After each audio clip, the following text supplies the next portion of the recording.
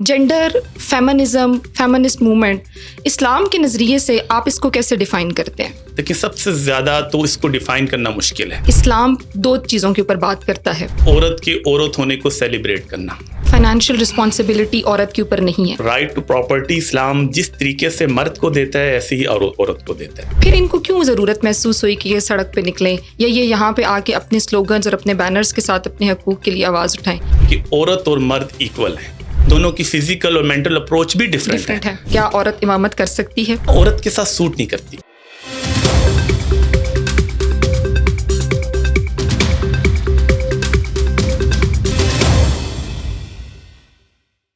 बिस्मिल्लाहिर्रहमानिर्रहीम। अस्सलाम वालेकुम। I am doctor हिफ्ज़ा Batool from 48th common training programme. आप तमाम लोगों को CSPs के प्लेटफॉर्म से मैं वेलकम करती हूँ। आप लोगों ने अपने गिर्द बहुत सारे ऐसे अल्फाज सुने होंगे, अपना खाना खुद गर्म करो, मेरा जिस्म मेरी मर्ज़ी, मेरा जिस्म मेरा हक। आज इसी किस्म के हसास मौजू के ऊपर बात करने के लिए हमारे साथ मौजूद हैं professor doctor sir Haris Salim, who has a postdoctorate degree from Islamic University in the subject of Arabic. He is double masters in political science and Islamic studies. He is one of the renowned teacher of Islamic studies in the town. अस्सलाम वालेकुम sir. वालेकुम सलाम। Sir कैसे हैं आप? खैरियत से हैं? अल्हम्दुलिल्लाह ठीक ठाक। सर आज हम एक हसास मौजू पे बात करने लगे हैं कि जेंडर, फेमिनिज्म, फेमिनिस्ट मूवमेंट, इस्लाम के नज़रिए से आप इसको कैसे डिफ़ाइन करते हैं? मैम, सबसे पहले तो आपकी टॉपिक सिलेक्शन इसलिए बहुत अच्छी है कि ऐसा टॉपिक है कि आज तक इसको सही तरीके से एड्रेस नहीं किया गया, और जब भी फेमिनिज्म का नाम सुनते हैं एकदम लगता है कि शायद ये इस्लाम के खिलाफ कोई कैंपेन लॉन्च हो गई है, और जब इसको हम डीपली देखते हैं तो सिर्फ इसमें एक मिसकम्युनिकेशन ज़्यादा है और कोई ज़्यादा कॉन्सेप्चुअल इसमें प्रॉब्लम नहीं है। तो आपने पहली बात की कि फेमिनिज्म है क्या। देखिए, सबसे ज़्यादा तो इसको डिफाइन करना मुश्किल है। बिल्कुल, बहुत सी ऐसी डेफिनेशंस हैं जो खुद फेमिनिस्ट करती हैं, और मेरा ख्याल है कि इस्लाम उनको उनसे ज़्यादा सपोर्ट करता है। जैसे कि मैंने बहुत सी किताबों में देखा, बहुत से फेमिनिस्ट ने कहा कि औरत के औरत होने को सेलिब्रेट करना, तो इससे किसको इख्तलाफ हो सकता है। इसी तरीके से कुछ लोगों ने कहा कि औरत को एम्पावर करना, तो हम भी यही चाहते हैं, इस्लाम यही चाहता है। इस्लाम ने कितना एम्पावर किया। बहुत से लोग कहते हैं कि औरत को उसके राइट्स घर के दहलीज पे मिल जाए, उसको उतनी स्ट्रगल ना करनी पड़े, हमारी लेजिस्लेशन इतनी स्ट्रांग हो जाए, तो इसके ऊपर भी इस्लाम को कोई एतराज़ नहीं। सिर्फ एक जो करंट वेव का स्लोगन है जेंडर इक्वालिटी, ये स्लोगन थोड़ा सा वेग है, थोड़ी सी एम्बिग्विटी है। इसको जब तक हम क्लियर नहीं करेंगे तो उस वक्त तक ये चीज़ क्लियर नहीं होगी कि इस्लाम जेंडर इक्वालिटी को किस हद तक देखता है और किस एंगल से देखता है, और फेमिनिस्ट कैसे देखती हैं इसको। बिल्कुल सर, आपने बड़ी कम्प्रिहेंसिव डेफिनेशन दी। यहाँ पर एक चीज़ है कि इस्लाम दो चीज़ों के ऊपर बात करता है, एक हकूक़ हैं और एक फ़राइज़ हैं। तो जब हम बात करते हैं कि मर्दों को औरतों के ऊपर एक दर्जा फ़ौक़ियत दी गई, तो आप उसको कैसे एक्सप्लेन करते हैं, किस हवाले से फ़ौक़ियत दी गई? देखिए, कुरान ने उसकी रीज़निंग खुद कर दी। ये जो आपने हवाला दी, ये सूरह निसा की आयत है कि अर्रिजालु क़व्वामून अलन निसा, कि उसमें एक लफ्ज़ इस्तेमाल किया कुरान ने, क़व्वाम। क़व्वाम अगर आप अरबी लुगत में देखें, अरबी की सबसे बड़ी लुगत है लिसानुल अरब अल्लामा इब्न मंजूर की, उसके अंदर क़व्वाम के बहुत से मीनिंग है। एक मतलब है गार्डियन, एक मतलब है प्रोटेक्टर, सरपरस्त, हिफाजत करने वाला।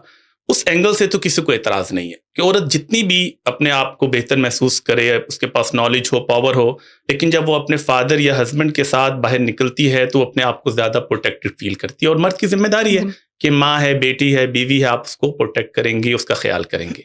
बाकी जहाँ तक सुपरियॉरिटी की कुरान ने बात की, तो कुरान ने कहा कि वले रिजाल अलैहिन्ना दरजा, जो एक दर्जा थोड़ा सा बढ़ाया। वो क्यों बढ़ाया?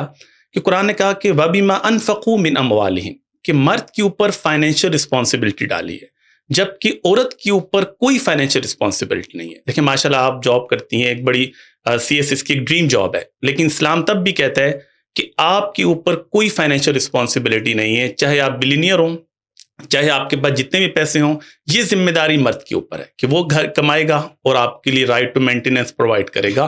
तो कुरान ने कहा कि इसी वजह से कि जब इंसान को बर्डन ज्यादा डाला, जिम्मेदारी जिसके ऊपर ज्यादा होती है, तो थोड़ा सा स्टेटस बढ़ जाता है। वो सिर्फ इस एंगल से कहा गया कि माशी जिम्मेदारियां मर्द के ऊपर डाली गई हैं, औरत पे नहीं डाली गई। इसी हवाले से सर आपने कहा कि फाइनेंशियल रिस्पॉन्सिबिलिटी औरत के ऊपर नहीं है, लेकिन अगर वो कुछ कमा के लाती है तो क्या उसके माल के अंदर उसके अयाल का हक है?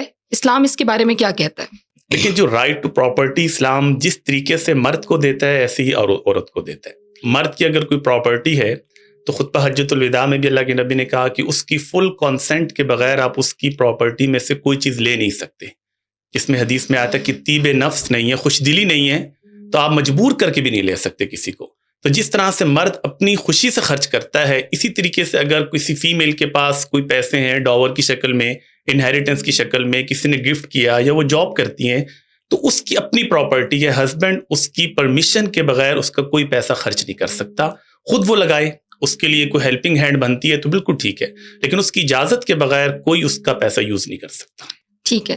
اسی طرح سر اب جو ہم سلوگن سنتے ہیں، جیسے کہ کہا گیا کہ اپنا کھانا خود گرم کرو، تو کیا اسلام عورت کے اوپر یہ ذمہ داری عائد کرتا ہے کہ وہ اپنے شوہر اور اس کی جو خاندان ہے، اس کی ماں، اس کا باپ، اس کے بہن بھائی، ان کے نان و نفقہ کے لیے، ان کے گھر کے معاملات کے لیے، ان کے اہل و عیال کے خیال کے لیے، کیا اس کے اوپر یہ فرض ہے یا یہ ذمہ داری اس پہ کہیں عائد کی گئی ہے؟ دیکھیں، ایک تو میرج نا ایک سوشل کانٹریکٹ ہے، اور جب آپ سوشل کانٹریکٹ کرتے ہیں تو اس میں ہر چیز ایسے ڈیفائن نہیں کرتے کہ یہ لائن میری ہے، میں اس سے آگے نہیں جا سکتا. اس میں کچھ چیزیں آپ اخلاقی طور پہ کر رہے ہوتے ہیں، کچھ چیزیں آپ کے اوپر ذمہ داریاں ہوتی ہیں. بالکل. جہاں تک ذمہ داریوں کا تعلق ہے، اگر ماں باپ ہیں تو یہ ذمہ داری شوہر کی ہے، کیونکہ وہ پیرنٹس کس کے ہیں؟ شوہر کے. اب ان کی ذمہ داری ان کا پورا خیال کرے. بالکل. اب اگر وائف کرتی ہے تو وہ شوہر کے اوپر احسان کر رہی ہے، اس کے بدلے میں پھر شوہر اس کے ساتھ ایکسٹرا کچھ بھی کر سکتا ہے، اس کی اچھی ذمہ داریاں اور اچھی طریقے سے پوری کرے، اس کے پیرنٹس کے ساتھ اچھا سلوک کرے، کیونکہ وہ اس کی ذمہ داری نہیں ہے. تو یہ تو ایسی چیزیں ہوتی ہیں کہ جس میں آپ اگر ایک ہاتھ بڑھتے ہیں تو وہ بھی آپ کو اچھا رسپانس ملتا ہے. لیکن ذمہ داریاں جو اللہ کے نبی نے فکس کی ہیں، عورت کے اوپر ذمہ داری ہے گھر کی حفاظت کرنا، شوہر کے اجازت کے بغیر کوئی گھر میں نہ آئے، اس کے مال کی حفاظت کرنا، بچوں کی پرورش کرنا اور شوہر کا خیال کرنا. باقی جو ہے ذمہ داریاں وہ مرد کے اوپر خود ہے کہ اپنے پیرنٹس کو دیکھتا ہے، اپنے ریلیٹیوز کو دیکھتا ہے، وہ عورت کے اوپر نہیں ہے. ٹھیک ہے. یہاں پہ سر آپ نے ان مردوں کا تذکرہ کیا کہ جو خواتین کے ساتھ اچھا سلوک کریں، لیکن ہم ایک ایسے معاشرے میں رہتے ہیں، پاکستان کی سوسائٹی کے اندر خواتین جو ہیں they are subject to harassment and violence. تو کیا ایسے میں خاتون کے پاس کوئی ایسا حق ہے کہ وہ اس شادی کو توڑ سکتی ہے، اس سے باہر نکل سکتی ہے، اپنے لیے ایک اچھا راستہ نکال سکتی ہے، یا اسلام اس کو کہتا ہے کہ نہیں بھائی تم اسی کے ساتھ اب گزارا کرو؟ یہ ایک بون آف کنٹینشن ہے جو کرنٹ ویو آف فیمنسٹ میں، جس کے آپ نے اشارہ کیا کہ رائٹ ٹو ڈیورس کس کے پاس ہے. وہ کہتے ہیں کہ مرد کا جب دل چاہتا ہے، ریزن ہے یا نہیں ہے، اسلام کہتا ہے آپ طلاق دے دو، ڈیورس ہو جائے گی، اور سفر کون کرے گی؟ عورت کرے گی. لیکن اگر مرد اس کے ساتھ زیادتی کر رہے تو عورت کے پاس سپریشن کا کیا رائٹ ہے؟ دیکھیے، اسلام نے عورتوں کو 3 طریقے سے سپریشن کا رائٹ دیا. پہلا رائٹ جو ہے جس کو ہم کہتے ہیں ڈیلیگیٹڈ ڈیورس، طلاق تفویض، جس کے بارے میں اگر آپ نکاح کا فارم دیکھیں، اس کے 2nd پیج پہ without permission of his wife, ٹھیک ہے، اس کو کراس کر دیتے ہیں. ٹھیک ہے، مولانا صاحب بھی اس میں شامل ہوتے ہیں، پیرنٹس بھی.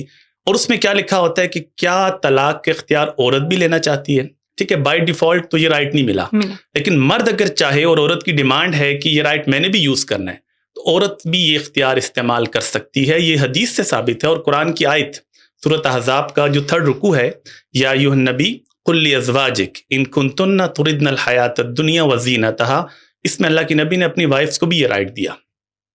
اچھا، دوسرا رائٹ ہے جس کو ہم کہتے ہیں جوڈیشل ڈیورس، جو ہمارا ایک ایکٹ ہے یا آرڈیننس ہے، مسلم فیملی آرڈیننس. اس میں 10 ایسے گراؤنڈز ہیں، اگر عورت جا کے کورٹ میں پروف کر دے تو کورٹ دونوں میں سپریشن کروا دے گی، چاہے مرد کی خواہش نہ ہو، مرد کی اجازت نہ ہو. مطلب مینٹیننس نہیں دے رہا اس کو 2 سال، 7 سال کے لیے اس کو قید ہو گئی ہے، 4 ایئرس مسنگ پرسن کے اندر ہے، اس کو مارتا پیٹتا ہے، ٹارچر کرتا ہے، امورل لائف گزارنے پہ مجبور کر رہا ہے. ایسے بہت سے گراؤنڈز ہیں، تو وہ جوڈیشل ڈیورس کا دروازہ بھی کھلا ہے. اور تیسرا جو ہے جس کو رائٹ ٹو خلا کہتے ہیں، یہ بھی سورہ بقرہ میں آتا ہے کہ اگر آپس میں کوئی لڑائی جھگڑے زیادہ ہو رہے ہیں اور عورت کے پاس کوئی ایسا اسٹرانگ چیز نہیں ہے جس کی بیس پہ وہ جوڈیشل ڈیورس لے سکے، تو وہ کیا کرے گی؟ وہ مرد کو کنونس کرے گی اور میوچل انڈرسٹینڈنگ سے کچھ نہ کچھ اس کو پے کرے گی، کیونکہ مرد کی اس میں غلطی نہیں ہے اور عورت نہیں رہنا چاہتی، انسان کی طبیعت میچ نہیں کرتی، تو اس کو کچھ نہ کچھ ڈاور چھوڑ دے اپنا، یا کوئی اور چیز جس میں آپس میں انڈرسٹینڈنگ ہو جائے، تو پھر وہ دونوں کوڑ جائیں گے، اور خلا بھی نتیجے کے اعتبار سے ایک ڈیورس ہے.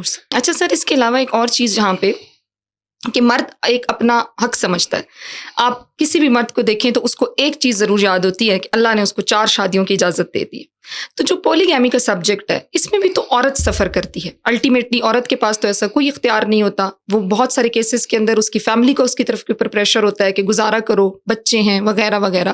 تو پولیگیمی کن گراؤنڈز پہ سٹینڈ کرتی ہے, یا مرد جب چاہے گا جہاں چاہے گا وہ اپنی 4 تعداد مکمل کر لے گا؟ دیکھیں ہم آیت کو نا کبھی بھی کمپلیٹ نہیں پڑھتے. جہاں تک آیت مجھے فیور کر رہی ہوتی ہے وہ آیت اتنی پڑھ لیتا ہوں, آگے چھوڑ دیتے ہیں. اب یہ آیت کیا ہے؟ سورہ نساء میں اللہ نے کہا کہ فَانْكِحُوا مَا طَابَ لَكُم مِّنَ النِّسَاءِ مَثْنَىٰ وَثُلَاثَ وَرُبَاعَ. جو عورتیں تمہیں اچھی لگتی ہیں 2, 3 یا 4 تک شادی کر سکتے ہو. ٹھیک ہے, اب یہاں تک ہمیں آیت اچھی لگتی ہے, ہم کہتے ہیں جی قرآن نے اجازت دی ہے. بھئی اگلا پارٹ بھی پڑھ لیں. آگے قرآن کہتا ہے فَإِنْ خِفْتُمْ, اگر تمہیں خدشہ ہے, ایک فیئر ہے, اللہ تعدلوا, کہ آپ انصاف نہیں کر سکو گے. اور انصاف کا مطلب ہے کہ ٹائم کے اندر, مینٹیننس کے اندر, ہر چیز کے اندر برابری. اگر آپ کو خدشہ بھی ہے نا تو اللہ تعدلوا کہ آپ انصاف نہیں کر سکو گے, فواحدۃ, پھر ایک سے آگے نہیں بڑھ سکتے.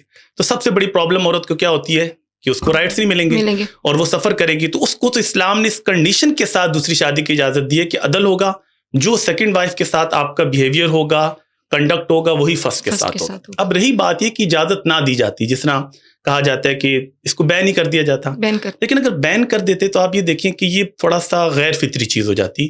کہ آپ دیکھیں ہمیشہ عورتوں کی تعداد مردوں سے زیادہ رہی ہے. ٹھیک ہے, آج بھی آپ دیکھ لیں 48% مرد ہیں اور 52% خواتین ہیں. اگر ایک سے زیادہ کی اجازت نہیں ہے تو آپ مجھے بتائیں کہ 4% خواتین, ان کے لیے اسلام کیا سلوشن دے رہا ہے؟ ٹھیک ہے, مطلب پھر ان کو یہ کہا جا رہا ہے کہ آپ آزاد ہیں, جو مرضی کریں, تو وہ تو اسلام پسند نہیں کرے گا. تو ان کو اسلام نے باؤنڈ بھی کیا مرد کو.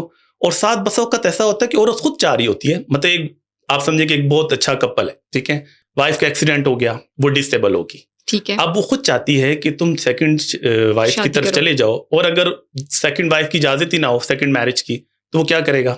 اس کو ڈیورس دے گا. تو وہ زیادہ سفر کرے گا, اور عورت بھی سفر کرے گی. مرد کا بھی دل نہیں چاہ رہا کہ میں نے اس کے ساتھ اتنی زندگی گزاری ہے, میں اس کو سپورٹ کروں. تو بس اوقات ایک جینور ریزن ہوتی ہے, اولاد کی وجہ سے عورتیں خود کہہ رہی ہوتی ہیں کہ آپ سیکنڈ وائف کی طرف چلے جائیں, سیکنڈ میرج کی طرف. لیکن اسلام نے اس چیز کو انشور کیا تاکہ عورت سفر نہ کرے, کہ عدل ہوگا. اور حدیث میں سخت وعیدیں ہیں. نبی علیہ السلام تو یہاں تک اللہ سے کہا کرتے تھے کہ اللہ جو میری تقسیم ہے نا اس میں تو میں عدل کرتا ہوں, لیکن دل کے معاملے میں اگر تھوڑا سا کسی سے پیار زیادہ ہو جائے تو مجھے ملامت نہ کرنا, وہ میرے اختیار میں نہیں ہے. اس حد تک احتیاط کی جاتی تھی. ٹھیک ہو گیا. اچھا سر, ابھی ہم جب اس فیمنسٹ موومنٹ کی بات کرتے ہیں تو اسلامک فیمنزم کا ایک ورڈ ہمارے سامنے پوپ کرتا ہے. آپ دیکھیں کہ فیمنسٹ موومنٹس جب چلیں تو ان کے اندر جن حقوق کی بات کی گئی وہ تو اسلام نے عورت کو آلریڈی دے دی ہیں. پھر ان کو کیوں ضرورت محسوس ہوئی کہ یہ سڑک پہ نکلیں یا یہ یہاں پہ آ کے اپنے سلوگنز اور اپنے بینرز کے ساتھ اپنے حقوق کے لیے آواز اٹھائیں؟ کیا ریاست کی غلطی ہے یہاں پہ آپ کو لگتا ہے, یا اسلام کا میسج جو ہے وہ انٹرپریٹ صحیح طریقے سے نہیں ہوا؟ دیکھیے اس کے اندر سب سے بنیادی چیز یہ ہے کہ ویسٹ سے ہم نے یہ سمجھا کہ عورت اور مرد ایکول ہیں. ہم نے ویسٹ نے ایک میں تھیوری دی کہ جو رائٹس مرد کے پاس ہیں وہی عورت کے پاس بھی ہونے چاہیے. آپ فرق کیوں کرتے ہیں؟ ٹھیک ہے. اسلام کا جو میجر کانسیپٹ ہے نا, اگر ہم یہ سمجھ جائیں تو یہ ڈیبیٹ ہی ختم ہو جائے گی. وہ کیا ہے کہ آپ دیکھیں کہ اللہ تعالیٰ کریٹر ہے. اب اللہ نے 2 جینڈر پیدا کیے, بالکل, ایک میل ہے ایک فیمیل ہے. دونوں کا فزیکل سٹرکچر ڈفرینٹ, دونوں کی مینٹل اپروچ ڈفرینٹ. اور وہ کریٹر نے کیوں ڈفرینٹ کی؟ کیونکہ اس کو پتا تھا کہ میں نے دونوں سے ڈفرینٹ کام لینا ہے. ٹھیک ہے. اب مرد کو آپ اللہ تعالیٰ نے باہر بھیجنا تھا, آپ کی ساری فائنینشیل رسپانسبلٹی ہیں, اس کے لیے فزیک کیسی چاہیے؟ اسٹرانگ. مینٹلی آپ کو اسٹرانگ ہونا ہے کیونکہ آپ سرپرست ہیں, گھر کو آپ نے دیکھنا ہے. عورت کے اوپر ذمہ داری لگائی گھر کی, بچوں کے ساتھ, اس میں زیادہ ایموشنز انوالو ہوتے ہیں, اور اس کے اندر عورت جتنی نازک ہوگی وہ اس کی زیادہ خوبصورتی ہے. ٹھیک ہے. اب اس کو اسی لحاظ سے فزیکل سٹرکچر دیا. اب ہم یہ تو مانتے ہیں کہ کریٹر اللہ ہے, 2 جینڈر بھی اللہ نے پیدا کیے, دونوں کی فزیکل اور مینٹل اپروچ بھی ڈفرینٹ ہے. لیکن ہم یہ کہتے ہیں کہ اس کے باوجود رائٹس دونوں کے کیا ہونے چاہیے؟ ڈفرینٹ ہونے, ایکول ہونے چاہیے. ہم تو یہ کہہ رہے ہیں نا, لیکن وہاں پہ اللہ ہمیں کچھ چیزیں تو ول آف گاڈ پہ چھوڑنی چاہیے. جب اللہ نے دونوں چیزوں کو ڈفرینٹ بنایا تو اللہ نوز بیٹر کہ کس کو میں نے کیا ڈیوٹیز دینی ہے اور کس کو میں نے کیا رائٹس دینے ہیں. اس لیے اسلام نے جینڈر ایکوالٹی کے لیے جو لفظ دیا ہے وہ جسٹس کا ہے, کہ مرد جو رائٹ ڈیزرو کرتا ہے اس کو وہ ملنے چاہیے, عورت جو ڈیزرو کرتی ہے اس کو ملنے چاہیے. فار ایگزامپل دیکھیں, اب طلاق کا رائٹ ہے, اب یہ کہتے ہیں جی عورت کو بھی رائٹ ٹو ڈیورس مرد کی طرح مل جاتا ہے. اب مرد کو اللہ نے تھوڑا سا ریشنل زیادہ بنایا اور عورت کو تھوڑا سا ایموشنل زیادہ بنایا. اور میں جب یہ کہتا ہوں نا عورت ایموشنل ہے, تو یہ عورت کے لیے کوئی ابیوز نہیں ہے, یہ عورت کو آنر ہے. آپ مجھے بتائیں کہ سیکریفائس کون کرتا ہے؟ عورت کرتی ہے. جذبات کرتے ہیں. لاجیکل میں کیا سوچوں گا 2 + 2 4, مجھے اس میں بینیفٹ نظر آ رہا ہے, میں یہ کام کروں. لیکن عورت کہے گی نہیں, میں اپنے جذبات کے لیے قربانی دے دیتی ہوں رشتے کو بچانے کے لیے. اب اگر دونوں ریشنل ہوتے رشتہ چل سکتا تھا؟ نہیں چل سکتا تھا. اور دونوں جذباتی ہوتے تب بھی نہیں. تو ایک کو تھوڑا ریشنل بنا دیا, ایک کو تھوڑا ایموشنل بنا دیا, تاکہ یہ گاڑی چلتی رہے, سفر اچھا چلتا رہے. اور جن چیزوں کا تعلق ریشنالٹی سے زیادہ تھا, افسوس تو یہ کہ مرد بھی اتنے جذباتی ہیں کہ وہ بھی طلاق کو ایسے یوز کر رہے ہوتے ہیں عورتوں کی طرح. لیکن اصل اسلام یہ چاہتا تھا کہ وہ ایسی چیزیں جن کا تعلق آپ کی زندگی کے اہم معاملات کے ساتھ ہے, جیسے طلاق ہے, اس کے اختیار بائی ڈیفالٹ مرد کو دے دیں. اور جہاں عورت سفر ہو سکتی ہے وہاں پہ عورت کو بھی کسی نہ کسی حد تک اسلام نے کیا کیا, پروٹیکٹ کیا. تو میرا خیال ہے کہ ہمیں یہ چیزیں اللہ تعالیٰ پہ چھوڑنی چاہیے کہ جب اللہ کو کریٹر مانتے ہیں تو رائٹس کی جو ڈسٹریبیوشن ہے وہ بھی ہمیں اللہ کے حوالے کرنی چاہیے کہ اس نے بہتر طریقے سے ہمیں دی ہیں. بالکل. ابھی سر جو فورتھ ویو ہے ایکویلٹی کی بات کرتی ہے, اور اس میں ہم نے یہ دیکھا کہ کچھ خواتین اس کا پرچار کرتی ہوئی دکھائی دیتی ہیں. اور ریسنٹلی ہم نے رمضان میں ایک چیز دیکھی جس نے ایک ڈبیٹ جو ہے وہ انفرکیٹ کی کہ جی خواتین جو ہے وہ امامت کر رہی ہیں اور ان کے پیچھے خواتین نماز ادا کر رہی ہیں. تو تاریخ یا اسلام اس کے اوپر کیا کہتا ہے؟ عورت جو ہے, کیا عورت امامت کر سکتی ہے؟ کیا عورت کے پیچھے خواتین جو ہیں باقی وہ نماز پڑھ سکتی ہیں؟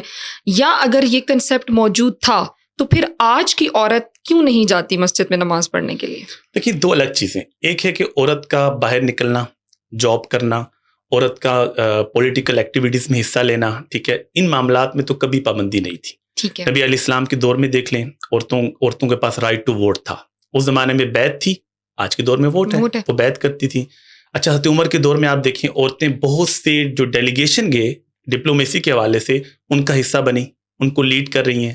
پھر آپ بہت سی بیٹلز دیکھیں, حضرت عائشہ لیڈ کر رہی ہیں ایک جنگ کے اندر, ہم اس کے اوپر بات نہیں کر رہے, صرف ان کا ایک رول دیکھ رہے ہیں. اور صحابہ حضرت طلحہ اور زبیر کتنے بڑے بڑے صحابہ ہیں جو ان کے نیچے کام کر رہے ہیں. اس کا مطلب ہے کہ عورت کا پولیٹیکل رول, عورت کا لیڈ کرنا, عورت کا باہر نکلنا. اور نبی علیہ السلام کے دور میں تو عورتیں مسجد میں آیا کرتی تھی, صحابہ کے دور میں بھی آتی تھی.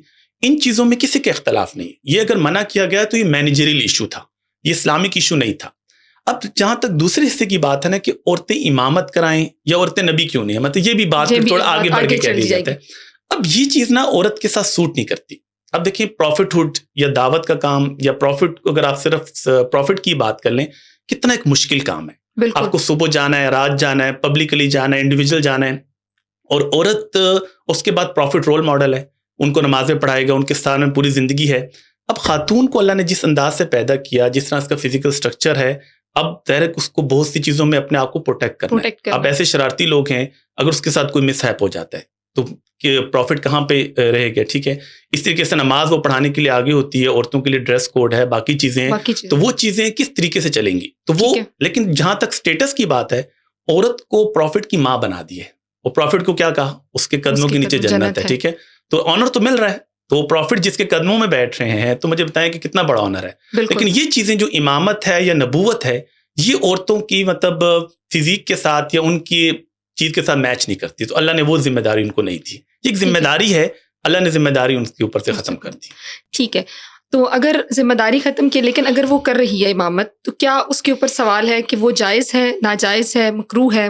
اس کے بارے میں آپ کیا کہیں؟ اس میں پھر ڈفرینٹ اسکول آف تھاٹس آ جاتے ہیں, جیورسٹ کی اوپینین آ جاتی ہے. کچھ کہ ہاں یہ ہے کہ صرف عورتیں ہی ہیں, اگر ٹھیک ہے تو عورتیں الگ نہ ہوں, اسی لائن کے اندر عورت اگر کسی کو امامت کرا رہی ہے, کچھ اسکالرس اس کی اجازت دے دیتے ہیں, ٹھیک ہے. لیکن مرد تو ان کے پیچھے نہیں ہوں گے. جس طرح مرد خطبہ دے کر پوری مسجد میں لیڈ کر رہا ہے, اس کی تو کوئی اجازت نہیں دیتا. ہاں صرف خواتین کہیں پر جمع ہو کر نفل نماز پڑھ رہی ہیں, وہ بھی کچھ جورسٹ اور کچھ اسکالر کہتے ہیں کہ اس کی اجازت ہے اور کچھ کیا نہیں ہے. پھر وہ ایک فقہی اختلاف کی طرف بات چلی جاتی ہے. تو آپ نے کہا کہ خاتون کو پولیٹیکل رائٹ بھی ہیں, اکنامک رائٹ بھی ہیں, سوشل رائٹ بھی ہیں, تو اسی طرح ایک حق ہے اس کا رائٹ آف وٹنس. تو وہاں پہ جب ہم بات کرتے ہیں تو پھر ہم وہ 2 کا فارمولہ کیوں لگاتے ہیں کہ ہمیں 2 خواتین چاہیے, اس کے مقابلے میں 1 مرد ہے؟ دیکھیے یہ بھی ایک بڑی ڈیبیٹ ہوتی ہے, اور افسوس کی بات یہ کہ اس کو بھی ہم صحیح طریقے سے ایڈریس نہیں کر پائے. لیکن ہر جگہ پر یہ رول نہیں چلتا. بہت سے ایسے معاملات ہیں جو عمومی نوعیت کے ہیں, ٹھیک ہے, وہاں پر مرد عورت دونوں کی گواہی برابر ہے. فار ایگزامپل ابھی رمضان کا چاند دیکھنا ہے یا عید کا چاند دیکھنا ہے, اگر پورے پاکستان میں ایک خاتون کہے کہ میں نے چاند دیکھا ہے, اس کی گواہی اگر پروف ہو جاتی ہے, اسکروٹنی تو مردوں کی بھی ہوتی ہے عورتوں کی بھی, اس ایک لڑکی کی گواہی پر پوری مسلم کمیونٹی روزہ بھی رکھے گی اور عید بھی کرے گی. ٹھیک ہے, یہاں پہ فرق کیوں نہیں کیا؟ کیونکہ کوئی راکٹ سائنس نہیں ہے, چاند دیکھنا ہے, مرد دیکھے یا عورت دیکھے. لیکن کچھ معاملات ایسے ہیں جن میں عورتوں کی اسپیشلٹی ہے, وہاں پہ آپ کو پتہ ہے مرد کی گواہی کا ہم اعتبار ہی نہیں کرتے. وہاں پہ کوئی یہ نہیں کہتا کہ مرد کو آپ نے انفیریئر کیوں سمجھا ہے، کیونکہ ہم کہتے ہیں یہ عورتوں کے معاملات، ویٹنگ پیریڈ، عدت کے معاملات صرف عورت کے اوپر بات ہوگی. عورت کہے گی کہ ویٹنگ پیریڈ کب سے کب تک، کیونکہ کوئی اور آبزرو کر سکتا ہے. وہ اتنے پرائیویٹ میٹرز ہیں کہ وہ کوئی اور جان ہی نہیں سکتا. عورتوں کی ڈیزیز کے معاملات ہیں، بالکل. عورتوں کی فاسٹر ایج جو رضاعت کا مسئلہ ہے کہ کس بچے کے ساتھ اس کی فاسٹر ایج اسٹیبلش ہوگی نہیں ہوگی، اب عورت بہتر جانتی ہے کہ اس نے فیڈ کروایا یا نہیں کروایا. اب اس کو کوئی مرد گواہی دے سکتا ہے؟ نہیں. اب ان معاملات میں آپ مرد کی گواہی کیوں نہیں مانتے؟ کیونکہ 2 یا ہم یہاں پہ کہتے ہیں 2 اور 0 کا فارمولا لگائے نہیں، آپ کہتے ہیں کہ یہاں پر یہ عورتیں اس معاملات کو زیادہ بہتر سمجھتی ہیں. خاص طور پہ آپ ایک اور ایگزامپل دیکھیے، حضرت عائشہ رضی اللہ تعالیٰ عنہ کا نبی علیہ السلام کے گھر کے معاملات ڈسکس کر رہی ہوں، کوئی حدیث بتائیں، اور کوئی اور صحابی بھی وہ حدیث بتائے اور دونوں میں کانٹراڈکشن ہو، تو آپ کو پتا ہے کہ محدثین حضرت عائشہ کی حدیث لیتے ہیں کیونکہ وہ نبی علیہ السلام کی بیسٹ آبزرور ہیں، وہ آپ کے گھر کو بہتر جانتی ہیں. اس کا مطلب کیا ہو کہ ہم ایشو ٹو ایشو چلتے ہیں. اب 2 ایشوز ایسے ہیں جن پہ ڈیبیٹ ہوتی ہے. ایک ہے معاملات حدود و قصاص کے، ٹھیک ہے، باہر مرڈر ہو گیا، اب اس میں اسلام کہتا ہے کہ عورت کی گواہی ہم نہیں مانیں گے. کیوں؟ اب گواہی ایک بہت بڑی ذمہ داری ہے. اب دیکھیں اگر کہیں یہاں پر پسٹل چل جاتی ہے، کچھ بھی ہوتا ہے، تو ہر انسان بھاگتا ہے. اب اس سارے منظر کو آبزرو کرنا، پھر کورٹ میں جا کے اگر آپ مرڈر کیس کی گواہی دیں تو اس کے اندر کتنی پرابلمس ہیں، وہ لوگ کتنا پریشر ڈالیں گے. اب اس ساری چیزوں سے اسلام نے عورت کو آزاد کر دیا. اور دوسرے معاملات ہیں لین دین کے، ٹھیک ہے، اس میں قرآن نے واضح طور پہ کہا کہ ایک عورت 2 عورتیں ہوں گی یا ایک مرد. اس میں بھی قرآن نے ان کی گواہی مانی، لیکن یہ ڈیلنگ اور یہ باہر کے معاملات بھی عورتوں کے اوپر لاگو نہیں کیے. اس لیے کہا کہ وہاں پر ایک اور عورت اسسٹنٹ ہوگی، تاکہ اگر مرد کوئی ایک عورت بھول جائے تو دوسری عورت اس کو یاد دلا دے. بس ان 2 معاملات میں تو اس کو ہم یوں سم اپ کر سکتے ہیں، جو معاملات عمومی نوعیت کے ہیں اس میں دونوں کی گواہی برابر ہے. جن معاملات میں عورتوں کا اپر ہینڈ ہے وہاں پہ مردوں کی گواہی نہیں چلتی. جہاں پہ مرد جس کو زیادہ ڈیل کرتے ہیں وہاں پہ عورت کی گواہی یا تو ختم کی یا عورت کی گواہی کو ویٹیج کم کر دی. تو یہ تو ایشو ٹو ایشو ہے، یہاں پر یہ بات نہیں ہے کہ 2-0 یا 2-1 والی بات. ٹھیک ہے. اسی لحاظ سے جب ہم شہادت کی بات کر رہے ہیں تو ایک بہت بڑا مسئلہ جو کہ بڑا تکلیف کن مسئلہ ہے، اور بطور خاتون جو آپ میں کہوں کہ ایک نائٹ میئر ہے کہ ہمارے پاس جو خواتین ہیں وہ ریپ وکٹم ہوتی ہیں. ٹھیک ہے، اسلام نے اس کے لیے بے شک حدود قائم کی ہیں اور ان کے لیے سخت سزا کی بات کی ہے. تو آپ کو کیا لگتا ہے کہ جو ہمارا قانون ہے، اگر ہم حدود آرڈیننس کی بات کریں تو کیا وہ اس سے کنسسٹنٹ ہے یا انکنسسٹنٹ ہے؟ اگر وہ آپ کو کہتا ہے کہ آپ شہادت لے کر آئیں یا گواہان کو لے کر آئیں، تو کیا یہ خاتون کے لیے مشکل نہیں ہے؟ اسلام نے ایسے معاملات کے اوپر کیا کہا ہے کہ اگر کوئی عورت سبجیکٹ ٹو دا ریپ ہے یا ریپ وکٹم ہوتی ہے تو اس کے طریقے میں وہ کیسے مدد حاصل کر سکتی ہے؟ یہ بہت امپورٹنٹ کوشچن آپ نے کیا، کیونکہ اسی کے بیس پر نا حدود آرڈیننس کے خلاف بات کرتے ہیں کہ اسلام نے کہا کہ 4 گواہ لے کر 4 آئی وٹنس. اب کہاں سے عورت لے کر آئے گی؟ اور گویا آپ کلپریٹس کو کیا کر رہے ہیں؟ ایک سہولت دے رہے ہیں. ٹھیک ہے، دیکھیے یہ بات تھوڑی سمجھنے کی ہے. ایک ہے حدود، حد جو ہوتی ہے نا وہ سزا ہوتی ہے جو قرآن حدیث نے فکس کی ہے، اس میں کوئی چینجنگ نہیں ہو سکتی، اور اس کو آپ کے پروف بھی ایسے کرنا پڑے گا جیسے قرآن حدیث نے کہا ہے، کیونکہ ایکسٹریم لیول کی سزا ہے. اب دیکھیں کہ اس میں تاکہ کسی کو ویسے سزا نہ ملے، اس کے لیے تو حد کے لیے تو یہی سزا قانون رکھا کہ 4 عینی شواہد، 4 آئی وٹنس. اس کی بیس پہ اس کو سنسار کیا جائے گا. اگر وہ میرڈ ہے، ان میرڈ ہے تو اس کو 100 کوڑے مارے جائیں گے. لیکن اس کا مطلب یہ نہیں کہ اگر ڈی این اے کی وجہ سے کوئی چیز پروف ہو جاتی ہے جو کہ اور سالڈ ہے، اس میں آپ تعزیراً کوئی بھی سزا دے سکتے ہیں. تعزیر وہ سزا ہوتی ہے جو ریاست لوگوں کی پروٹیکشن کے لیے کوئی قانون بناتی ہے. ٹھیک ہے، اگر وہ قانون بن جاتا ہے اور اس میں ہم یہ کہہ دیتے ہیں کہ اگر آپ نے ڈی این اے کی بیس پہ بھی پروف ہو گیا یا کوئی اور سالڈ آپ نے ایویڈنس دے دیا، اس کی بیس پر آپ اس کو تعزیراً بھی سزائے موت دے سکتے ہیں، ایون پبلکلی ہینگ کر سکتے ہیں. تو وہ صرف جو ہم 4 آئی وٹنسز کی بات کرتے ہیں وہ صرف حدود کو نافذ کرنے کے لیے.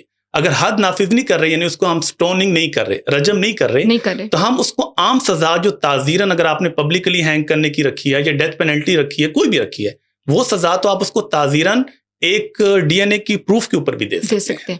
ٹھیک ہے، تو ایسے میں 4 گواہان جو ہیں ان کے لیے لازمی نہیں ہے کہ وہ ان کو وہاں پر پیش کریں. وہ کس کے لیے لازمی ہے؟ صرف حدود کو نافذ کرنے. تعزیر کے لیے تو آپ کا اپنی مشینری ہے، گورنمنٹ کو لگے گا، جوڈیشری کو لگے گا کہ یہ کلپریٹ ہے، تو جو ان کا طریقہ کار ہے اس کی بیس پر وہ ان کو سزا دے سکتے ہیں. ہاں، سٹون ڈیتھ کے لیے پھر آپ کو وہ کرائٹیریا پورا کرنا پڑے گا. اس پہ بھی اگرچہ ڈیبیٹ چل رہی ہے، اجتہاد ہو رہا ہے کہ کیا ڈی این اے کو ہم 4 آئی وٹنس اس کے برابر کریں یا نہ کریں. اگرچہ ابھی اس پر اجتہاد نہیں ہوا، لیکن بلکہ آپ اس کو بہتر جان سکتی ہیں، آپ میڈیکل ڈاکٹر بھی ہیں، کہ ڈی این اے میں मिस यूज होने का तो चांस होता है, इस वजह से उन्होंने अभी तक उसको अल्टरनेट के तौर पे नहीं रखा। बिल्कुल। अच्छा, अब हम सर 2 जेंडर्स के ऊपर बात करें या फेमिनिस्ट मूवमेंट की बात करें तो इसमें जो तीसरी जेंडर है, जो LGBTs हैं, वो भी बड़े इंपॉर्टेंट है। तो इस्लाम जो है उनके बारे में क्या कहता है, उनके हकूक़ के तहफ़्फ़ुज़ के लिए इस्लाम का क्या तरीक़ाकार है? क्योंकि फेमिनिस्ट मूवमेंट जब होती है तो हम ये कहते हैं कि ये वल्नरेबल्स की मूवमेंट है, और हम वल्नरेबल का मतलब ये नहीं है कि मर्द सब्जेक्ट टू द विक्टिमाइजेशन या हरासमेंट नहीं होता, लेकिन उसके मुकाबले में खातून ज़्यादा होती है। तो वमेन और जो बाकी आपकी थर्ड जेंडर जिसको आप कहते हैं, उनके हकूक़ का तहफ़्फ़ुज़, उसके बारे में इस्लाम क्या कहता है? ये भी एक बड़ा इंपॉर्टेंट इशू है, क्योंकि इसको भी फेमिनिस्ट ये कहती हैं कि कुरान ने तो या तो मर्द की बात की या औरत की बात की है, तो आपने ट्रांसजेंडर की तो कभी बात ही नहीं की, तो इसका मतलब है कि आपने इसको एड्रेस ही नहीं किया। लेकिन अगर आप इस्लाम को देखते हैं और नबी इस्लाम की टीचिंग देखते हैं या कुरान का उसलूब देखते हैं, और मेडिकल साइंस भी ये कहती है कि जेंडर 2 ही है, या मर्द है या औरत। क्यों में डिफर, लेकिन जो तक मैंने पढ़ा वो कहते हैं जो थर्ड जेंडर है, ट्रांसजेंडर, ये डिसऑर्डर का नतीजा है। ठीक है। अब उसके लिहाज से कुरान ये कहता है और नबी इस्लाम की टीचिंग भी ये है कि एक शख्स अगर पैदा होता है लड़का, 60 या 70% वो लड़का है, 30% उसमें फीमेल के कुछ साइंस हैं, तो मेजॉरिटी की बेस पर इस्लाम उसको मर्दों में कंसिडर करेगा और मर्दों के सारे राइट्स उसको मिलेंगे। इस तरह से एक लड़की पैदा होती है, 70-60% वो खातून की जुमरे में आती है, साइंस वही है। ठीक है। लेकिन अगर 30 या 40% वो मर्दों की कोई चीज है तो वो कैटेगरी उसके पास खातून की है, लेकिन उसको दोनों को इजाजत मिलेगी कि वो अपना इलाज कराएं, ट्रीटमेंट कराएं। जैसे कि इंसान डिसेबल पैदा हुआ, उसको इजाजत तो होती है, इसको हम जिन्स की तब्दीली नहीं कहेंगे, इस्लाम इजाजत दे रहा है कि आप कंप्लीट पैदा नहीं हुए तो आप ये काम करें। अब मसला ये आ जाता है कि जो हमारा ट्रांसजेंडर एक्ट आया था ना बिल, उसमें कुछ प्रॉब्लम्स और थी, उसका इससे ताल्लुक नहीं है, क्योंकि उसमें तो ट्रांसजेंडर खुद कह रहे थे कि हमें तो इसमें कुछ मिल ही नहीं रहा, आपने इसमें LGBT का दरवाजा खोलना, क्योंकि उसके अंदर प्रॉब्लम ये थी कि आपने सेल्फ परसीव जेंडर आइडेंटिटी रखी थी। बिल्कुल। इसमें आपने नादरा को कहा कि जो बंदा भी आए और आके कहे कि मुझे मर्दों की फीलिंग आ रही है या औरतों की आ रही है, ऐसा हो सकता है क्योंकि आपके हार्मोन चेंज हो सकते हैं 18 साल 20 साल बाद भी, लेकिन आप उसको सेल्फ परसीव तो नहीं रख सकते ना, आपको मेडिकल बोर्ड रखना पड़ेगा, कोई साइकेट्रिस्ट रखना पड़ेगा। उसका नतीजा ये हुआ कि 15,000 के करीब फीमेल ने मेल का ID कार्ड लिया और 18,000 के करीब मेल ने फीमेल का ID कार्ड लिया। उसकी बेस पे आप देखेंगे अगर ID कार्ड किसी मेल के पास फीमेल का है तो वो अकॉर्डिंग टू ID कार्ड तो किसी मेल से शादी कर सकता है ना, तो आपने फिर वो LGBT का दरवाजा खोला, वाइस वर्सा कर लें, तो उससे फिर हमारा पूरा एक सोशल और इकोनॉमिक फैब्रिक तबाह होता है। बाकी जहां तक ट्रांसजेंडर की प्रोटेक्शन की बात है, उसके लिए जो बिल था वो बेहतरीन था, उसमें उनकी जॉब की प्रोटेक्शन, एजुकेशन के हवाले से चीजें, लेकिन असल मसला था ट्रांसजेंडर को डिफाइन करने का, वो सही तरह से डिफाइन नहीं हो सका उसके अंदर।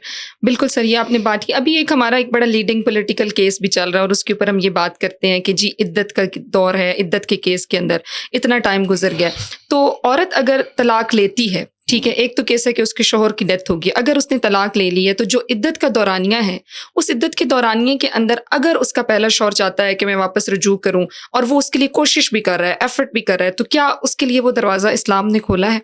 अगर नहीं खोला या खोला है और फिर अल्टीमेटली उसके ऊपर ये सवाल करना कि औरत के जो मेंस्ट्रुअल डे है या फलाना, तो क्या मर्द उससे इस किस्म की इंफॉर्मेशन जो है वो डिमांड कर सकता है? आपका बहुत कॉम्प्रिहेंसिव क्वेश्चन है, इसकी 2-3 पार्ट्स हैं। देखिए, सबसे पहले ये कि जो वेटिंग पीरियड है वो हर खातून का डिफरेंट है। बिल्कुल। मतलब विडो है 4 मंथ 10 डेज है, एक आम खातून है उसके 3 मेंसेस है, अगर एक ज़्यादा उम्र की खातून है तो उसके लिए 3 मंथ्स हैं, ठीक है। अब ये और किसी की अगर इंटरकोर्स से पहले ही डिवोर्स हो जाती है तो उसका वेटिंग पीरियड है ही नहीं, ठीक है। अब सबसे पहले तो ये डिफरेंट है और इसकी जजमेंट सिर्फ खातून करेगी, कोई और नहीं कर सकता, क्योंकि आप मुझे बताएं कि कौन याद रखेगा इन चीज़ों को, खास तौर पर अगर एक खातून मेंसेस के हवाले से, तो उससे बेहतर तो कोई नहीं जानता। इसलिए ये प्राइवेट मैटर है और ये खातून की गवाही इसमें सबसे ज्यादा काबिल कबूल है, ठीक है। अब दूसरी बात आ गई कि रिवोक करने की, कि आप जब तलाक देते हैं, बुनियादी तौर पर तलाक की नेचर के लिहाज से 2 टाइप्स हैं। एक को हम कहते हैं तलाक रजी। तलाक रजी वो तलाक होती है जिसमें वर्ड्स बिल्कुल क्लियर होते हैं, कोई एम्बिग्विटी नहीं है, कोई उसके अंदर इबाहम नहीं है, उसमें नियत करने की भी जरूरत नहीं है। हस्बैंड ने वाइफ को कहा कि मैंने तुम्हें तलाक दे दी, अब उसकी नीयत है या नहीं है, तलाक वाक़या हो जाती है, क्योंकि वर्ड्स इतने क्या है, एक्सप्रेसिव है, ठीक है। अब जब ये तलाक हो जाती है, इसको तलाक रजी कहते हैं, रिवोकेबल।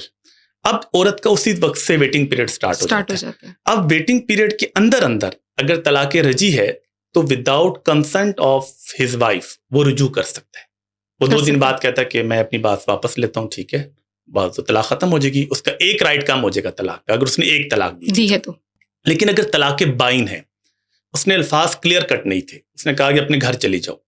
اب اس نے انٹینشن کیا تھی اس کی کہ میں نے آپ کو طلاق دے دی ہے. اس کا اور مطلب بھی ہو سکتا ہے کہ میں غصے میں ہوں, کچھ دنوں کے لیے ناراض ہوں, لیکن اگر وہ کہے کہ میری اس سے مراد تھی طلاق, انٹینشن وہ خود کلیئر کرے گا. اس کو طلاق بائن کہتے ہیں.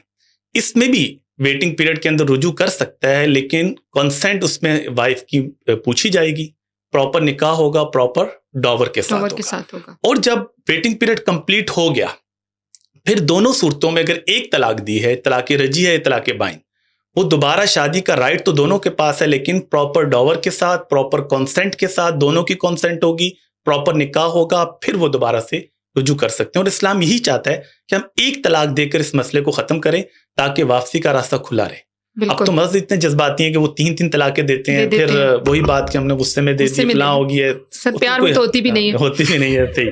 تو بالکل یہی بات. اچھا, اب اسی طرح آپ نے کہا کہ عورت کے جب ہم حقوق کی بات کرتے ہیں, ایک رائٹ آف ڈوور بھی اس کا اسلام نے ڈیفائن کیا ہے, اگر کیا ہے تو کیا ہے. لیکن اس کے ساتھ ایک اور بڑا سوال ہے کہ جب آپ انہیریٹنس کی بات کرتے ہیں, رائٹ آف انہیریٹنس کی, تو وہاں پہ پھر ہم کیوں ہاف کر دیتے ہیں چیزوں کو؟ اگر وہ وائف ہے تو وہاں پہ بھی اس کی اماؤنٹ کم ہے, اگر وہ بیٹی ہے وہاں پہ بھی اس کی کم ہے, تو ریزلٹنٹلی باپ کی جائیداد میں سے بھی کم حصہ ہے, شوہر کی میں سے بھی کم حصہ ہے. تو ایسا کیوں ہے؟ آپ فیمنسٹ کے سارے کوشچن لے کر یہ بڑا انٹرسٹنگ ہے کہ دیکھیں 2 چیزیں آپ نے کی. رائٹ ٹو انہیریٹنس میں نو ڈاؤٹ کہ عام طور پر عورت کا شیئر آدھا ہے, لیکن ہر جگہ یہ نہیں ہے. سب سے پہلے تو یہ پرنسپل غلط ہے. بہت سے ایسے کیسز ہیں جہاں پر فیمیل میل سے زیادہ لیتی ہے. فار ایگزامپل, ایک شخص کی ڈیتھ ہو گئی ہے اور اس کے ورثاء میں اس کا باپ ہے اور اس کی بیٹی ہے. اس کیس میں بیٹی لیتی ہے 1/2, ٹھیک ہے, اور باپ لیتا ہے 1/6. کس کو شیئر زیادہ ملا؟ بیٹی کو. ٹھیک ہے, ایک تو ہر جگہ یہ بات نہیں ہے, لیکن بائی اینڈ لارج ایسے ہی ہوتا ہے. ٹھیک ہے, اب اس میں یہ کہ مرد کے اوپر فائنینشیل رسپانسبلٹی اسلام نے 4 ڈالی ہیں. ٹھیک ہے, بیوی بچوں کی, پیرنٹس کی, ٹھیک ہے, اور ان میرڈ سسٹر کی. اب یہ ذمہ داریاں مرد کے اوپر, ہر صورت میں ان کی ذمہ داریاں پوری کرنی ہے. عورت کے اوپر کوئی ذمہ داری نہیں ڈالی, اپنی مرضی سے خرچ کرے تو کرے. اب اگر مرد کو ڈبل شیئر ملتا ہے اور 4 جگہ پر اس کو خرچ بھی کرنا ہے, تو اللہ تعالیٰ نے اسی وجہ سے وراثت کے آخر میں کہا کہ تمہیں نہیں معلوم کہ ہم کس ریشو سے یہ ڈسٹریبیوشن کر رہے ہیں, کیونکہ اگر آپ کو 1 لاکھ روپے دے کر 60,000 واپس لے لیا جائے اور دوسرے کو 1,50,000 دے کے کہیں کہ یہ آپ کا گفٹ ہے, تو ڈیفینیٹلی فائدہ تو وہی لے رہے ہوتے ہیں. اور سیکنڈ نمبر پہ آپ یہ دیکھیے کہ عورت انہیریٹ کرتی ہے باپ سے بھی اور ہسبینڈ سے بھی, بیٹے سے بھی. نو ڈاؤٹ کہ ہسبینڈ بھی وائف سے کرتا ہے, لیکن عام طور پر یہ جو میل رشتے ہوتے ہیں اس میں اس کو وراثت زیادہ مل رہی ہوتی ہے. اس طریقے سے اس کا سورس زیادہ بھی بن جاتا ہے مختلف جگہوں سے.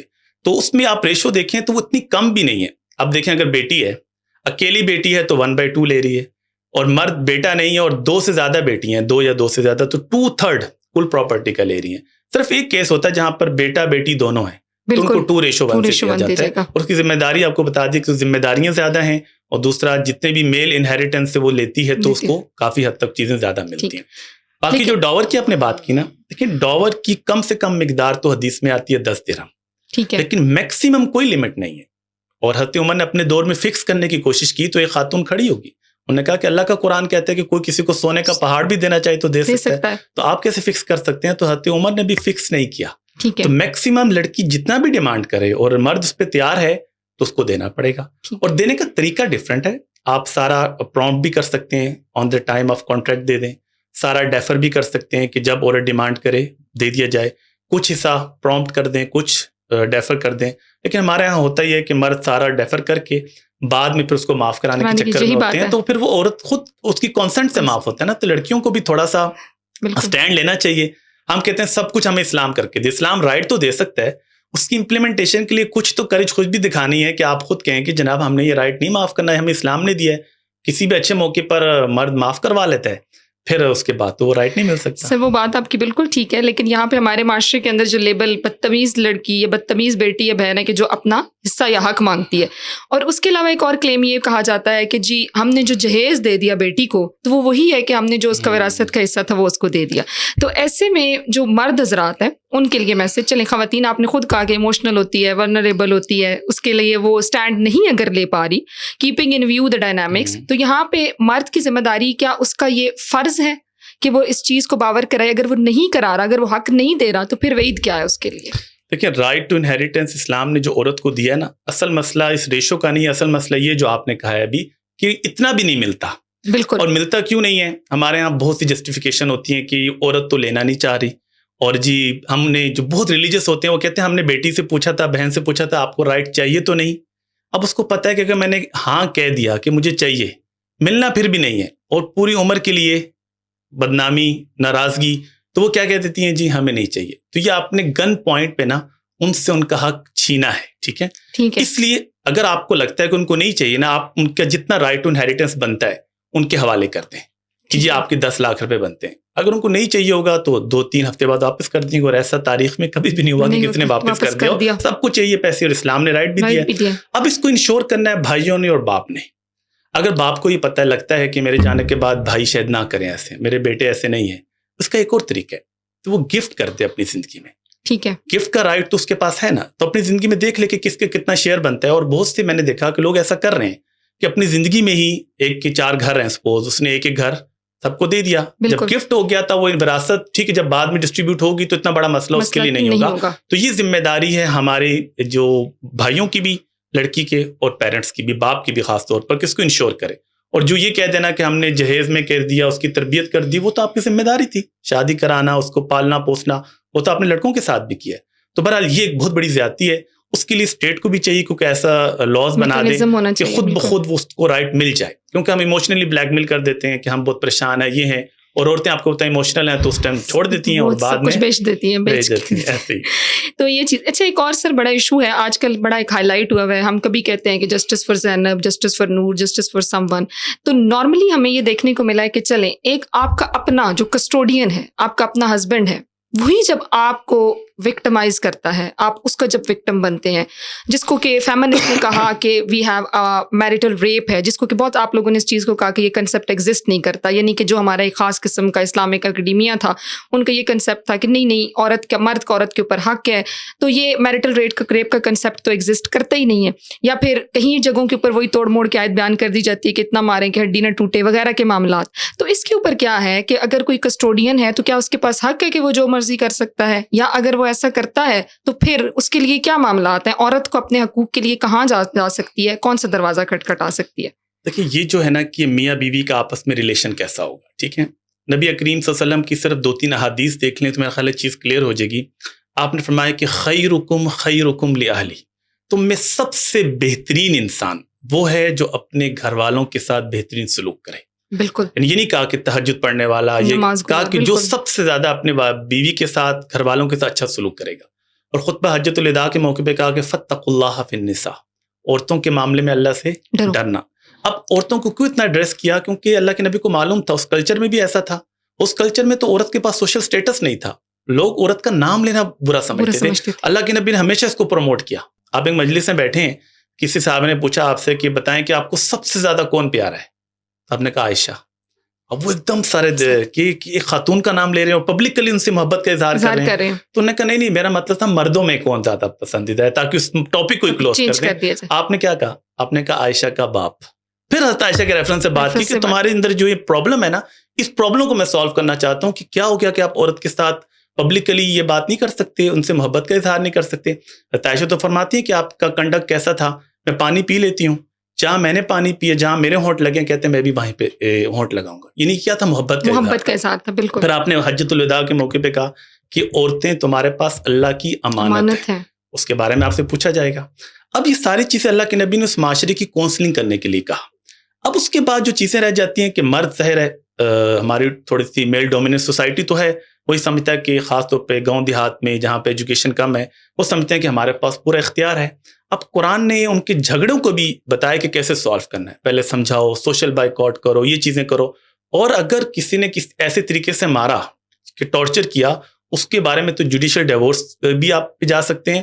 اور نبی کریم صلی اللہ علیہ وسلم کی سخت وعید بھی ہے اس حوالے سے. مطلب ایک حدیث میں آتا ہے کہ سب سے پہلا قیامت کے دن جو سوال کیا جائے گا حقوق العباد میں، وہ عورت کے بارے میں کیا جائے گا.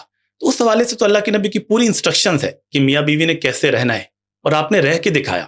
حتی خدیجہ کے ساتھ رہ کے دکھایا، حتی عائشہ کے ساتھ رہ کے دکھایا، حتی علی، حتی فاطمہ کا کنڈکٹ ہمارے سامنے ہے. حتی خدیجہ کی ڈیتھ کے بعد بھی ان کو یاد کر رہے ہیں اور ان کی سہیلیوں کے ساتھ اچھا سلوک کر رہے ہیں. تو وہ تو جب تک آپ سیرت نہیں پڑھیں گے، قرآن نہیں پڑھیں گے نا، تو ہمیں وہ سمجھ نہیں آئے گا کہ میاں بیوی کا ریلیشن کتنا پیارا ہے. ایک چیز صرف آپ کو بتا دوں، دیکھیں قرآن نے اس ریلیشن کو کیا کہا، ہن لباس لکم وانتم لباس باس لہن، اللہ تم دونوں ایک دوسرے کا کیا ہے؟ لباس. لباس ہے. اور لباس ہم کیوں پہنتے ہیں؟ ہاں بالکل، خوبصورتی کے پروٹیکشن لیے، کے لیے، اپنے آپ کو کور کرتے ہیں، پرائیویٹ پارٹس کور کرتے ہیں، خوبصورت نظر آئیں، ٹھیک ہے، اپنے عیوب کو چھپا لیں.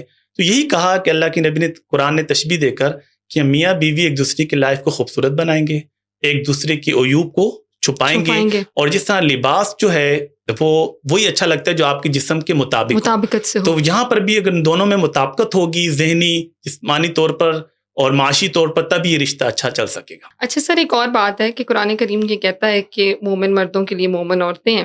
تو بہت ساری خواتین کہتی ہیں کہ ہم تو بڑی اپنے شوہر کے ساتھ وفادار ہیں، لیکن ہمارا ہسبینڈ جو ہے وہ بڑا باہر چیٹ کرتا ہے یا کسی ایکسٹرا میرٹل افیئر میں ہے. تو وہاں پہ پھر آپ کیا کہیں گے کہ اس حوالے سے اس کی کیا جسٹیفیکیشن ہے؟ دیکھیں، اصل تو یہ دل کے معاملات ہیں نا، کسی کا کریکٹر کیسا ہے. ٹھیک ہے، اسلام نے تو دونوں کو پرائیویسی کا رائٹ دیا ہے، لیکن اسی وجہ سے دیا ہے کہ پرفیکٹ تو کوئی نہیں ہے. ڈیفیشنسیز عورتوں میں بھی ہو سکتی ہیں، مردوں میں بھی، اور یہ بیماری بھی دونوں میں ہے. کچھ مرد ایسے ہیں کہ انہوں نے اسکرین ریکارڈر لگایا ہوتا ہے وائف کے موبائل پہ، ایون وہ ایک میسج بھی کر رہی ہیں تو وہ ان تک چیزیں پہنچیں. اور مرد آ کے سو جاتا ہے تو رات کو وائف نے پورا موبائل اس کا اسکرول کرنا ہوتا ہے کہ واٹس ایپ پہ کیا چل رہا ہے. اس سے کیا ہوتا ہے کہ ایک دوسرے کی غلط فہمیاں پیدا ہوتی ہیں. اور قرآن کہتا ہے وَلَا تَجَسَّسُوا، زندگی گزارنے کا ایک اصول بتایا کہ جاسوسی مت کرو. ٹھیک ہے، اور نبی علیہ السلام نے یہاں تک کہا صحابہ کو، جب تم سفر سے واپس آ رہے ہوتے ہو تو جب تمہارے قریب وقت ہو تو تم پہلے سے کسی میسنجر کے ذریعے اطلاع دیجیے کرو کہ میں واپس آ رہا ہوں، تاکہ کوئی بھی ایسا واقعہ آپ کے آنکھوں کے سامنے نہ ہو. ایون اپنے گھر میں بھی آؤ تو نوک کر کے آؤ، اجازت لے کر آؤ. کہ یہ چیزیں ہم کسی کو دنیا میں نا کریکٹر فل کا سرٹیفکیٹ نہیں دے سکتے. جنت جہنم بانٹنے کا ہم نے ایک تو سسٹم شروع کیا ہوا ہے نا، یہ صرف اختیار اللہ کے پاس ہے. بہت سے لوگ ہمیں دور سے بڑے اچھے لگ رہے ہوں گے، گیٹ اپ بہت اچھا ہے، دل میں اندر پتہ نہیں کیا ہوگا. بہت سے لوگ بظاہر ایسے لگ رہے ہوں گے لیکن دل بہت صاف ہوگا. اس لیے جو ہم کہتے ہیں نا مومن مردوں کے لیے مومن عورتیں، وہ دل کا معاملہ ہے اور وہ اللہ تعالیٰ جانتے ہیں بہتر. یہ نہیں ہوتا کہ آپ کا کسی کا ایک میسج نکلا ہے تو آپ کہیں کہ وہ کریکٹر لیس ہو گیا ہے یا کسی نے کوئی اور چھپا کے چیزیں رکھی ہوئی ہیں. اس لیے کسی کے معاملات میں پڑے ہی نہیں. ہاں چیز اوپن ہو جاتی ہے وہ تو الگ بات ہے، لیکن اگر آپ جاسوسی کریں گے نا تو کوئی بندہ بھی پرفیکٹ نہیں ہے. نبی کریم صلی اللہ علیہ وسلم کے بعد دنیا میں ہر بندے کے اندر کوئی نہ کوئی کوتاہیاں غلطیاں ہیں، اس لیے ان چیزوں کو اللہ پہ چھوڑ دیا جائے. اور بظاہر ایک اچھا کنڈکٹ ہمیں رکھنا چاہیے، ورنہ ڈاؤٹس کے ساتھ جاسوسی کے ساتھ کبھی معاشرہ چل ہی نہیں سکتا. یعنی کہ آپ کہہ رہے ہیں کہ موبائل نہیں چیک کرنا چاہیے، دونوں نہ کریں. میں دونوں کو کہہ رہا ہوں، دیکھیں مرد بھی کر رہا ہے غلطی کر رہا ہے، اگر وہ بھی اس کی پوری جاسوسی کر رہا ہے، آپ ایک گڈ فیتھ کے ساتھ رہیں نا. دیکھیں اللہ کے نبی نے کہا کہ سب سے خوبصورت نیکی اچھا گمان کرنا. اچھے گمان کے ساتھ ایک چیزیں بالکل واضح ہو جاتی ہیں، پھر ان کو سمجھایا جا سکتا ہے، دونوں ایک دوسرے کو سمجھا سکتے ہیں. اچھا سر، ایک یعنی کہ ہم ابھی وائنڈ اپ بھی کرتے ہیں، اور ایک بڑا امپورٹنٹ کوسچن ہے کہ میں خود ایک ورکنگ پلیس پہ کام کرتی ہوں، I am a working woman. تو جو خواتین ورکنگ وومن ہوتی ہیں ان کے لیے بہت سارے مسائل ہوتے ہیں، ایون کہ بہت سارے ایسے پلیسز ہوتے ہیں جہاں پہ خواتین کے لیے الگ واش روم نہیں ہے. ایک بہت چھوٹا مسئلہ ہے، یہاں سے بات شروع ہوتے ہوتے پھر ہراسمنٹ تک جاتی ہے. تو وہ خواتین اگر ہم تاریخ میں دیکھیں کہ جنہوں نے اسلام کی تاریخ میں کام کیا، بطور تاجر کام کیا وغیرہ وغیرہ، تو کیا انہوں نے بھی ان مسائل کا سامنا کیا، یا اسلام ان کو کس طریقے سے پروٹیکشن دیتا ہے؟ ورک پلیس کے اوپر آپ کے امپلائی کے اوپر کیا رسپانسبلٹی عائد ہوتی ہے کہ وہ کس طریقے سے آپ کے لیے ایک کنڈیوسو انوائرمنٹ بنائے؟ دیکھیں، اس معاشرے کے اندر ہمیشہ خواتین نے سفر تو کیا، اور آپ نبی علیہ السلام کے دور سے دیکھیں، حضرت خدیجہ رضی اللہ تعالیٰ عنہا اگر اپنا نام بنایا، تجارت کرتی تھیں، تو وہ بھی میل ڈومیننٹ سوسائٹی تھی. اپنا اچھا کنڈکٹ سے اور ان چیزوں سے پہلی چیز تو یہ ہے کہ عورت کو نا مینٹلی اور فزیکلی اپنے آپ کو اسٹرانگ کرنا ہے، اور اس فیئر کو ختم کرنا ہے کہ اگر میں نے کسی کو کمپلین کر دی، کچھ کہہ دیا تو پتہ نہیں میری ریپوٹیشن پہ کچھ بھی نہیں ہوگا. جب عورت اس چیز سے ڈرتی ہے تو پھر ہراسمنٹ زیادہ ہوتی ہے، لوگ اسی چیز کو اس کی کمزوری بناتے ہیں. ایک تو وہ اتنی اسٹرانگ ہو، اور دوسرے نمبر پہ آپ نے جس طرح کہا کہ ورک پلیس کے اندر کوئی ایسی چیز ہوتی ہے تو اسلام نے ایک سزا رکھی ہے، حد قذف. قذف کہتے ہیں کسی نے عورت کے اوپر الزام لگایا، کوئی ایسی بات کہہ دی، ہمارے خواتین فوراً ڈر جاتی ہے کہ بات پھیل گئی، حالانکہ کچھ ہوتا بھی نہیں ہے. اسلام نے اس کو کیسے روکا کہ اگر کسی نے کسی خاتون پہ اڈلٹری کا الزام لگانے کی کوشش کی اور 4 آئی وٹنسز نہیں ہیں، اس کو 80 کوڑے لگیں گی، 80 لیشز، تاکہ اس چیز کو روکا جائے. پھر یہ اسٹیٹ جو ہے ایسا انوائرمنٹ پیدا کرے کہ جہاں پر بھی اب تو میرے خیال میں ایسے قوانین بن گئے ہیں، آپ تو اس کو بہتر سمجھتی ہیں، کہ جس میں عورتوں کے ہراسمنٹ کے کیسز کو دیکھا جا رہا ہے، لیکن اس میں سب سے پہلے اپنی انٹینشن ہے، اپنے آپ کو اسٹرانگ کرنا ہے، اور کسی کے ہاتھوں بلیک میل نہیں ہونا. کوئی بھی ایسی چیز ہے تو انسان کہے کہ میں فیس کروں گا، کیونکہ ہم لوگ عورتوں کو حوالے سے ہر چیز میں کہ عورتوں کی عزت کا مسئلہ ہے، یہ ہے، اس کو اس چیز سے باہر نکلنا پڑے گا کہ اگر میرے ساتھ غلط ہوتا ہے تو مجھے اسٹینڈ لینا ہے، کوئی مسئلہ نہیں. اگر 2-4 لوگوں کو پتہ بھی چل جائے تو اس کی وجہ سے میں سفر نہیں کروں گا. اس کے علاوہ سر جو خواتین یعنی کہ بہت سی جگہوں پہ سفر کری ہیں، ان کے پاس ایجوکیشن نہیں ہے، ان کو پتہ نہیں ہے، تو ایک عورت اپنے رائٹس جو اسے اسلام دیتا ہے، اگر وہ ان کو ایکسپلور کرنا چاہتی ہے، پڑھنا چاہتی ہے، آپ اس کو کیا ریکمینڈ کریں گے کہ وہ کس طریقے سے جو ہے یا کہاں سے اپنے رائٹس کے بارے میں انفارمیشن، چلے ہمارے پوڈ کاسٹ سے بھی بہت ساری چیزیں ان کو پتہ چل گئی ہیں، اس کے علاوہ بہت ساری خواتین سائلنٹ سفر کر رہی ہوتی ہیں کیونکہ ان کو پتہ نہیں ہوتا اسٹیٹ کے پاس انہوں نے کہاں سے جا کے انفارمیشن لینی ہے، وہ باہر جا کے کسی بھی جگہ کے اوپر کہیں پہ بھی کسی جلسے کا حصہ نہیں بن سکتی، تو ان کے لیے کیا میسج ہے کہ سفرنگز جو ہیں ان میں سے وہ کیسے نکل سکتی ہیں، اسلام ان کو کیسے امپاور کرتا ہے؟ دیکھیں، سب سے پہلے تو قرآن کی سورۃ النساء پڑھ لیں. اللہ تعالیٰ نے نام ہی کیا رکھا؟ عورتیں. ٹھیک ہے، اس میں بیسیکلی ان کو ڈاور کے رائٹ، کس طریقے سے ڈیورس کی چیزیں ہیں، کس طریقے سے مینٹیننس ہے، وہ ساری چیزیں ان کو وہاں سے سمجھ میں آتی ہے. دوسرے نمبر پر ازواج مطہرات کی سیرت پڑھیں اور سیرت النبی پڑھیں. اس میں نبی علیہ السلام کے پاس خواتین شکایتیں لے کر آتی تھی اپنے ہسبینڈ کی، اللہ کے نبی کیسے اس کو سالو کرتے تھے، وہ ساری چیزیں ان کے سامنے آ جائیں گی. اور اس کے بعد پھر ظاہر ہے کہ ملک کے قانون کو جاننا ضروری ہے. اس حوالے سے جو اگر کوئی خاتون لائر ہے اس کے ساتھ بھی اپنی سیٹنگ کرنی چاہیے، وہ بتائے کہ ہمارے جو مسلم فیملی آرڈیننس ہے یا ہیں اس میں عورتوں کے پاس کون کون سے رائٹس ہیں، تو وہ تاکہ پاکستانی قانون کا بھی پتہ چلے اور اسلامک لا وہ آپ کو قرآن سے اور حدیث سے پتہ چلے گا. تو وہ اور اس کے علاوہ یہ جو ایک پلیٹ فارم ہے میرا خیال ہے کہ یہ بالکل ایزی وے میں آپ کے گھر تک رسائی ہے. اور تھینک یو سو مچ سر، یہ بڑی کمپریہنسو ڈبیٹ تھی، بہت ساری چیزیں کلیئر ہو گئیں، کیونکہ ہم جب ایک ایموشنل اس چیز کو آپ کہہ سکتے ہیں، سیکنڈلی ومن جب ورنریبل ہوتی ہے تو اس کو شاید ایک یہ بھی مسکنسیپشن ہوتی ہے نعوذ باللہ کہ میرا دین بھی مجھے کوئی تحفظ نہیں دے رہا، لیکن آپ کی اس ڈبیٹ کے ساتھ، اس بات کے ساتھ ہمیں یہ پتہ چلا کہ وہ تمام حقوق کہ جن کے لیے آج مغرب کی خاتون جو ہے وہ سڑکوں کے اوپر مانگ رہی ہے، وہ 1400 سال قبل اسلام نے عورت کو دے دی ہیں، اور عورت کو ایک باوقار شخصیت اور اس کے علاوہ ایک ایسا اسپیشی ڈکلیئر کیا ہے کہ جو رسپیکٹیبل ہو، اس کے حقوق کے تحفظ کی بات کی ہے. تو ہمیں سے جسٹ آگاہی کرنی ہے اور لوگوں کو تعلیمات دینی ہے، اور الٹیمیٹلی جو طریقہ حیات ہے وہ پھر اسلام ہی ہے. Thank you so much sir, thank you so much, nice meeting, اور بہت کمپریہنسیو آپ کے کوئسچن سے، بہت اچھا لگا ان کے اوپر رسپونڈ کر کے. Thank you so much.